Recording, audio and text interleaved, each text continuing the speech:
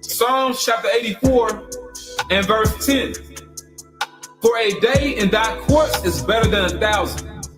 So one day in the kingdom of heaven is better than 1,000 of your best days on this side, man. Let me repeat that again. One single day in the kingdom of heaven is better than 1,000 of your best days on this side, man. Okay? Where things were better for you. Moments that you can reminisce on and say, yeah, that was a good day. The kingdom of heaven blows it out the park, man. It blows it out the water. Just one day. Not to mention, the Heavenly Father, He's going to stretch out the time. He's going to expand the time so you can enjoy your immortality. You can enjoy your life.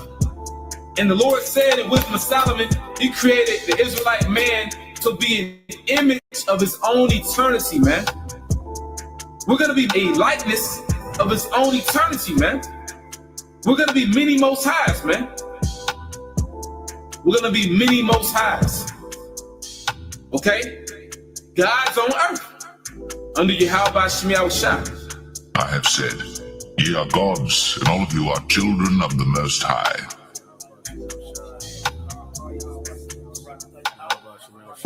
And also what's going to make us gods? These laws, statutes, commandments, and us judging by the laws, statutes, commandments, but also these laws being in our inward parts, making us those perfect judges. Not to mention, we experience these different reincarnations in this wicked flesh, so we know how to judge the flesh. We know how to judge this body because we've been in this body many times. Okay? But once again, the kingdom of heaven is going to be patterned after the mind of Yahweh Shai, man. A righteous paradigm.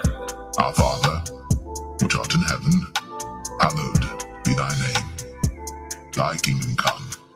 Thy will be done, in earth as it is in heaven.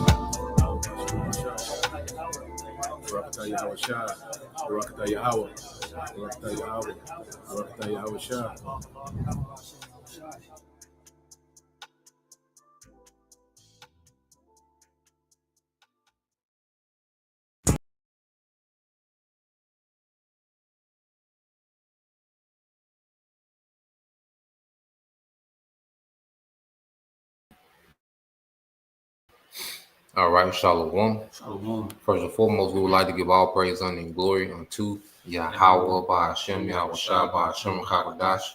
Double honors unto the apostles and the elders of GMS who rule well, teach well, being great examples towards younger brothers. And peace and blessings, salutations to the Hopeful Lake out there pushing His word and truth and in sincerity across the four winds in the name of Yahweh, by Hashem, Yahweh Shai, pushing to get up out of here. Shalom to the Hopeful Lake, the believers, the listeners, whom have came back to the obedience of the scriptures through faith in Yahweh Bashim Al Shai. All right. So we coming with another lesson this morning dealing with, all right, you don't have nothing, Jake, you know, and understanding that we in this captivity, and this captivity wasn't meant for us, all right, to be prosperous, man. All right. Matter of fact, real quick, let's get this in the book of Psalms real quick, 119. Okay, because you got Jake out here, you know, especially going on TikTok.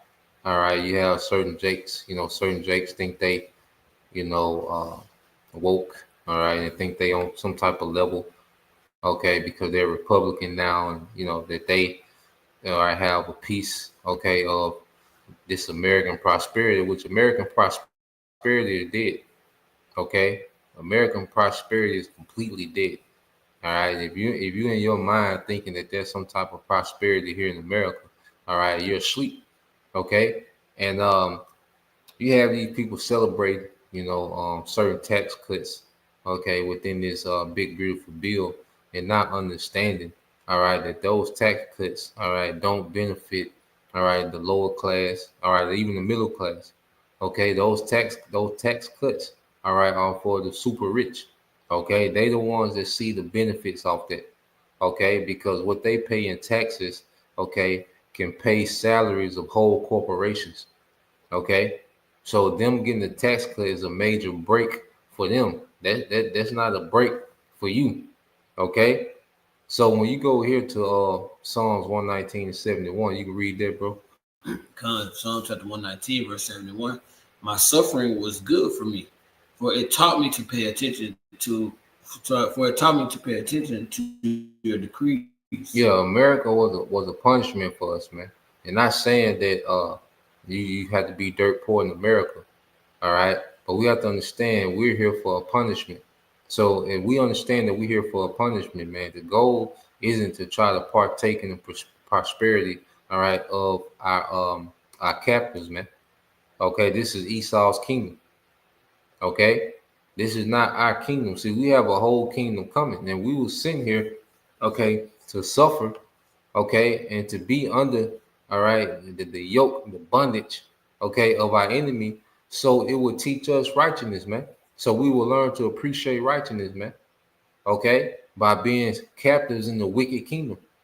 Okay, because even Yahweh Shai, when you go here, you see, because even if you do have, even if you're upper middle class in this society, okay, guess what? You're still in a wicked society, all right, and you still in a society that's a scam, and your wealth can be taken from you unjustly, man. Okay, so we thirst for a righteous kingdom now. Okay, not a more, not a bigger piece of the American pie. Okay, no, we thirst for a kingdom. Okay, go read Matthew 5:6, Bible shop. Matthew chapter 5, verse 6. The Most High blesses those who hunger and thirst for justice, for they will be satisfied. Yeah, so we have a hunger, we have an appetite for righteousness, man. Okay, not to be, okay, a celebrity in this wicked kingdom. Okay, not for clout. Okay, not to obtain wealth. You know, if you can do better for yourself, you can do it. Ain't nothing wrong, you know, with making the money move. All right, or two.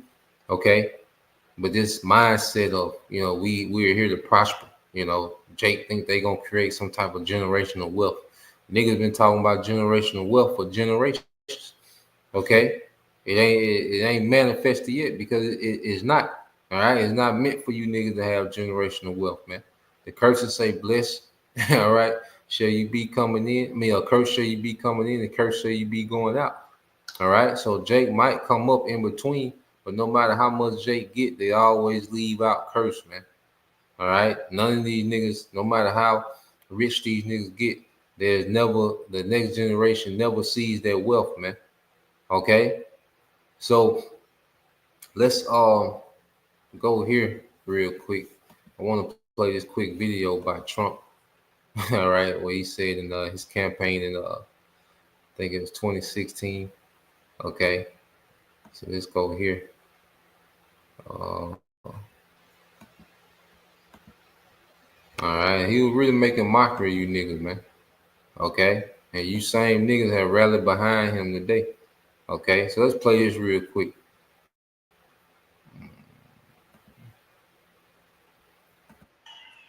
No group in America has been more harmed by Hillary Clinton's policies than African Americans. No group. No group. If Hillary Clinton's goal was to inflict pain on the African American community, she could not have done a better job. It's a disgrace. Tonight, I'm asking for the vote of every single African American citizen in this country who wants to see a better future. Look how much African American communities have suffered under Democratic control. To those I say the following: what do you have to lose by trying something new like Trump? What do you have to lose? I say it again, what do you have to lose? Look, what do you have to lose? You're living in poverty, your schools are no good, you have no jobs, 58% of your youth is unemployed. What the hell do you have to lose?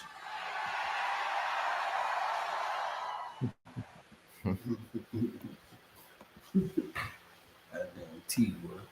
Yeah, so in the words of Donald J. Trump. All right, what the hell you niggas have to lose? And see, you should have that mindset towards Howard Shah. Okay? You Israelites should have that mindset towards Howard Shah, because what the hell do you niggas have to lose? Nothing, man. All right? When you really go into it, all right, I just ask, has black wealth increased or decreased? Now, when you go into the AI overview, it says while black wealth has increased in recent years, the racial wealth gap has also widened. And that's that great Gulf fix. Okay, it's fixed. So Jake seems like they coming up, but guess what? Everyone else is still outpacing you, man. Okay, and we're gonna get that parable. It says indicating that the gains for black households have not kept pace with those of other racial groups. In other words, black wealth is growing, but the gap between black wealth and the wealth of other racial groups is also increasing. Okay, and that shows you that great gulf, okay, is fixed between, all right, Jake and everyone else, and especially, all right, Esau. All right, and the most wealth that's being gained by Jake is sellouts.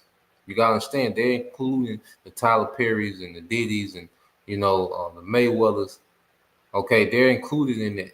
All right, so most of the wealth, even that Jake has, how much wealth you said Jake had in America? You know, This is the Google search. It says what percentage of wealth is in the black community. It says so-called Black Americans hold a significant smaller percentage of the U.S. wealth compared to their population share. It says Black households hold only about 3.4% of the nation's wealth. 3.4%. Okay, 3.4% of the nation's wealth. Okay. That's just according to the Census Bureau. Yeah, that's according to the Census Bureau. And on this one, it says while they represent, it said Black Americans hold a disproportionately small share of the nation's wealth compared to the population percentage. While they represent roughly 13.6% of the U.S. household, they hold only about 4.7% of total wealth, according to the Census Bureau. Conversely, white Americans hold a much larger percentage of the wealth compared to the population share. The disparity is a significant aspect of racial wealth gap in the United States, and nothing you niggas gonna do is gonna close that gap. Okay, there's nothing you niggas gonna do, and this the end. See, Esau finna change over to a new system, and you niggas still trying to close this wealth gap, and this nigga finna change it to a whole new goddamn system, man. All right, this digital currency. Okay, and it just shows you this parable. When you get it,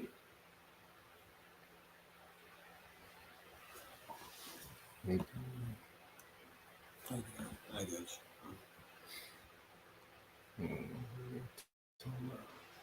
but let's go ahead to this parable real quick.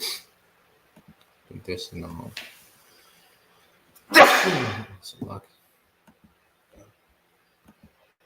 When you go to the book of Luke, and it goes into this great Gulf fix. All right, 16.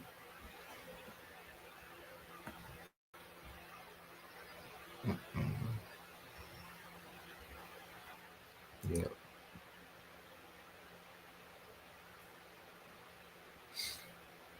All right, let's read that Luke 16 and 19. It's an NLT. You got it. This is Luke chapter 16, verse 19 NLT.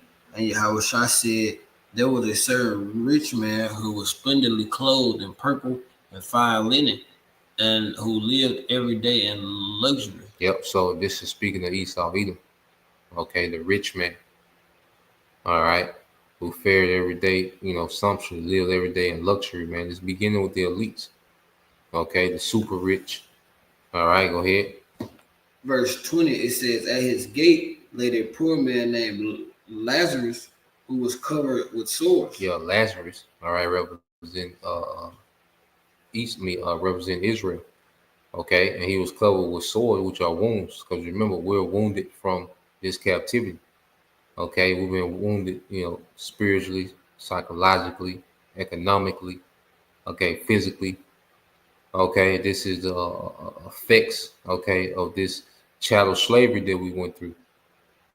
Okay, so this man Lazarus represents Israel at the mercy, all right, of the rich man, because as the scriptures say, the rich ruleth over the poor. All right, in Proverbs 22:7. Okay, if a brother want to post that, how the rich ruleth over the poor. Okay, and then the borrower is servant to the lender. You see, so this system is meant, you know, to keep Jake, all right, in an oppressed state in every way. Okay, you read on, bro. Verse 21, it says, and Lazarus lay there longing for scraps from the rich man's table. Yeah, that's scraps. All right, you get what, 3.4% to 4.7% of the wealth in America. Those are the scraps. Okay, you're eating, you surviving off another man's scraps, man. Okay, no matter if you're upper middle class, if you're, you know, the elite amongst Jake, well, those are still the scraps from Esau Edom. Jay-Z is eating off the scraps. Okay, and guess what? Esau can take them scraps away. Okay, nothing for him to, even if, you know, he can fabricate a scandal or, okay, reveal some of the wickedness you've done to get that money, destroy your name, ruin you.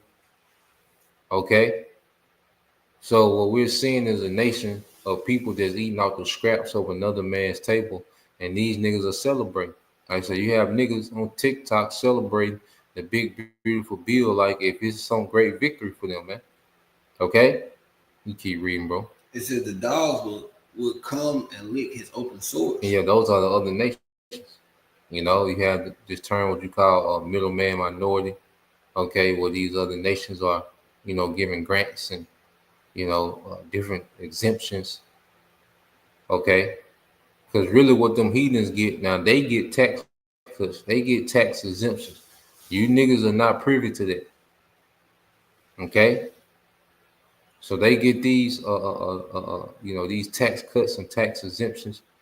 Okay, and these waivers where they can come over here and come up, all right, and have authority, okay, and social status over you. All right, and these nations, they make a profit off the curses, man. Okay, the hair industry, that's $1 billion industry, man. Okay, you niggas are you know, going to, you know, addicted to tobacco, okay, malt liquor and these different things. Okay, that's why you have a thing in the hood called a Lucy. They don't even niggas sell you the whole pack. They niggas sell you single cigarettes. Okay. So it's to the point that where these nations, all right, they make, all right, a living off your condition. Okay. Keep reading. Verse 22, it says, finally the poor man died and was carried by angels to be with Abraham. The rich man also died and was buried. Yeah, so this represents, you know, the poor man dying. All right, this represents what, man? This condition that we in, all right, being put to death. And that's why I said we was carried to the angels to be with Abraham. And Abraham is what? The father of the promise. Okay, so this is us, okay, enjoying our promise. Okay, the rich man, his rulership is going to die. Okay, and he's going to be in a new condition. Okay, these Edomites, they're going to be in a new condition. Okay, go ahead. Verse 23, it said, his soul went to the place of the dead. Oh, get the KJV.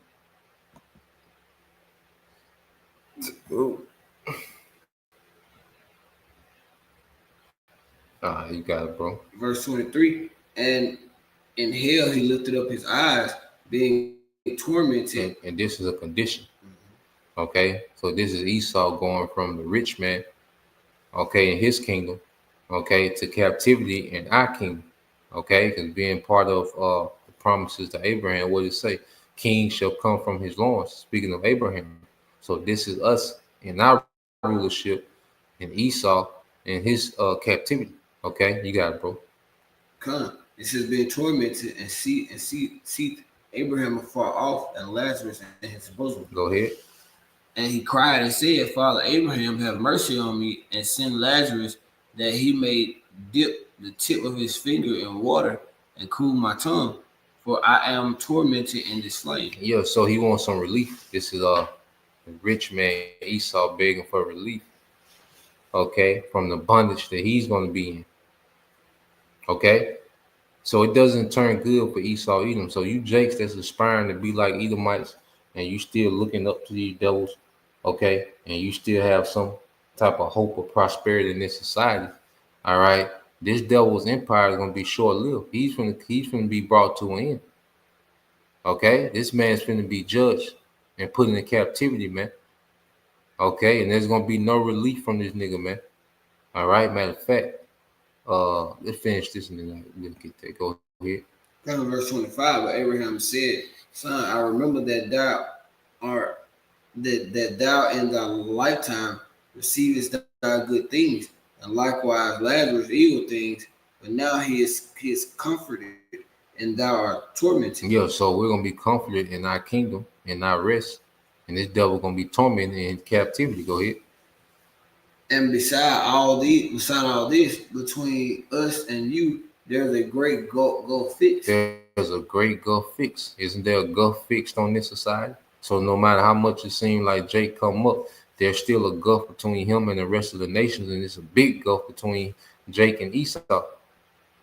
Okay, so the system set up to keep that great gulf fixed between Jacob and Esau. Was in the kingdom, there's going to be an even greater gulf fixed between Jacob and Esau, because we're going to be immortal. This nigga still going to be immortal. Okay, so there's going to be a huge gulf between, all right, the Israelites, all right, and the nation of Edom, you know, and all these nations, man. Okay, but especially the nation of Edom, which he's going to be the lowest ranking heathen in the kingdom. Okay, the hands and feet. Go ahead. So that they which can pass from hence to you cannot, neither can they pass to us that could come from this. Yeah, so there's no way to close. There's going to be no way to close that gap in the kingdom. Okay, it's going to be, we're just going to be on a whole nother level, and this nigga is going to be at the whole. He's going to be at the all-time low. You see, we're going to be at our all-time high, and this nigga is going to be at his all-time low. Okay, and it's going to be like that till he's eradicated out the earth. Go ahead. Then he said, I pray thee, therefore, Father, that thou wouldest send him to my father's house. Go ahead. For I have 5 brethren, that he may testify to them, lest they also come into his place of torment. Yeah, so now, they're asking, like, look, if we would have knew it would have ended up like this, we wouldn't have did what we did. But it's like, nah. Okay, because, go ahead. Abraham said to him, they have Moses as the prophets, let them hear them. So Esau has access to the prophets now, to where they're able to hear? Are they hearing the prophets? No, they're doing what they want to do. They're doubling down on their wickedness, man. Okay? You see? So at the end of the day, all right, we have to understand it's set up like this intentionally, man. Okay? And you niggas, cheering and celebrating, because your check went from $882 a week to now is $934 a week. Okay, and you're cheering like you got some type of victory. You can get an extra gram or 2 when you go holler at the weed man.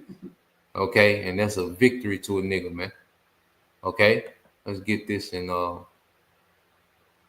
Haggai. Yeah, get this in Haggai 1. Get a couple more. We close out.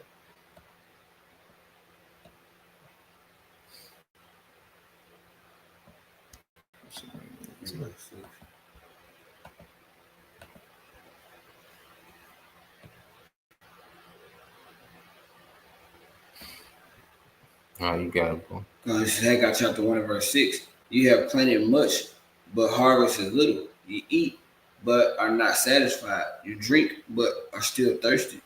You put on clothes, but cannot keep warm. Your wages disappear as though you were putting them in pockets filled with holes. Yeah, so you Jakes, okay, are running on the treadmill. Okay, This society has you on the goddamn treadmill, man.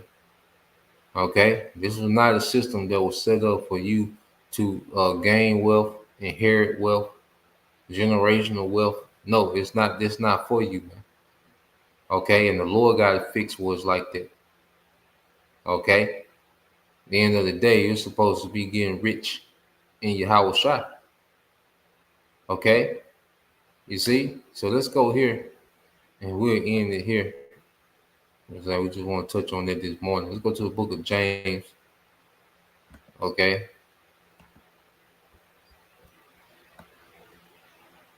Let's read this. Read verse 5.